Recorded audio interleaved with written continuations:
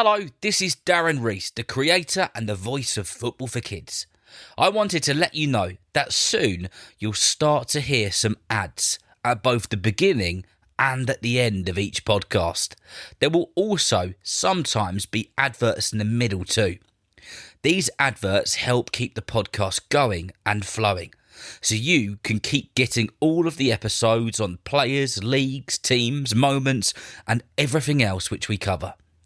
If you'd like to listen without ads, enjoy exclusive episodes, super weeks just for super listeners, and much more, then please speak to an adult about becoming a super listener on Patreon or through Apple Podcast subscriptions.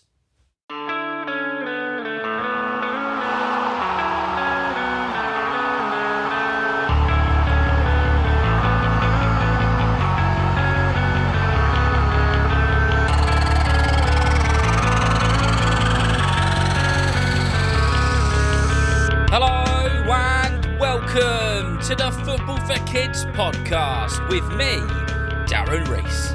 It's time for another super listener only episode. This time on the England and Everton #1 goalkeeper, Jordan Pickford.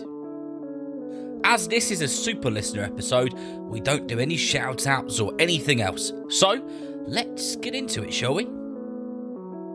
Jordan Lee Pickford was born on the 7th of March 1994 in a place called Washington in the northeast of England.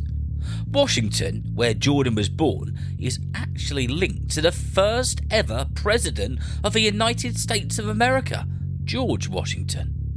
I won't tell you too much more about that because, well, this is a football podcast.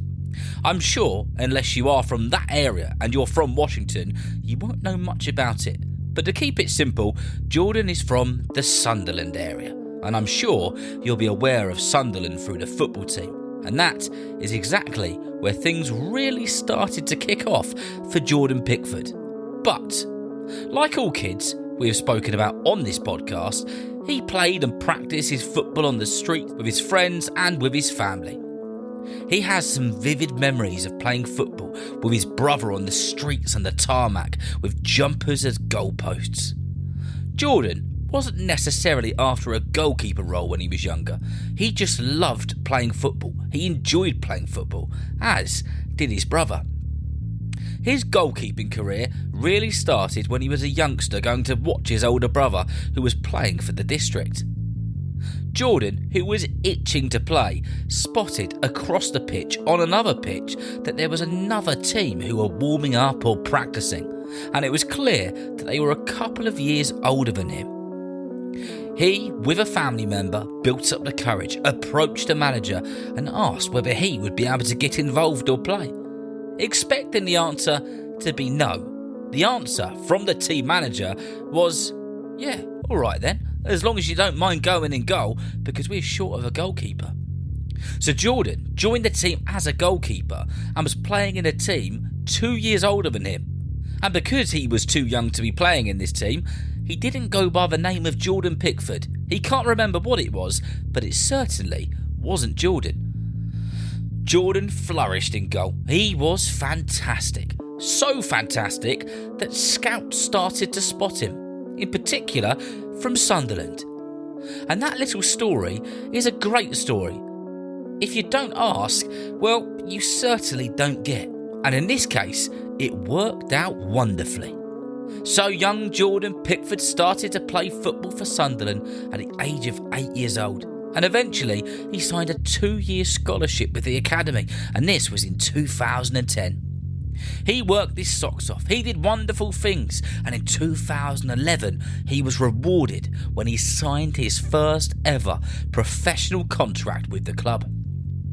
In the process of getting there, he was truly inspired by Joe Hart, who at the time had gone from Shrewsbury Town to Manchester City.